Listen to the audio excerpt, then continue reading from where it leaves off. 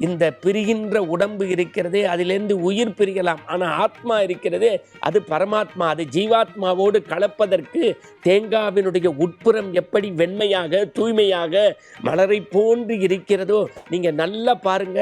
இந்த விரதம் இருந்து மண்டல காலத்தில் விரதம் இருந்து அபிஷேகம் செய்கின்ற போது நெய் தேங்காயை குருசாமி உடைக்கும் போது 2 தாமரைப்பூ அப்படி தொபக்குன்னு உழுகிற மாதிரி இருக்கும். ஏன்னா அந்த குளிரில் அப்படியே நெய் இறுகிக்கிறதா நினைக்கிறோம். இல்லை, நம்முடைய ஆசா பாசங்கள் எல்லாம் விலகி நம்முடைய அருள் மட்டும் இறுகி இறுகி இறுகி தேங்காயினுடைய உட்புறம் வெண்மையைப் போல நம்முடைய மனதை தூய்மைப்படுத்தி அந்த நெய்யை ஐயப்பனுக்கு அபிஷேகம் செய்து, அதனால்தான் அந்த நெய் தேங்காவை நம்ம திருப்பி கொண்டு வர மாட்டோம்.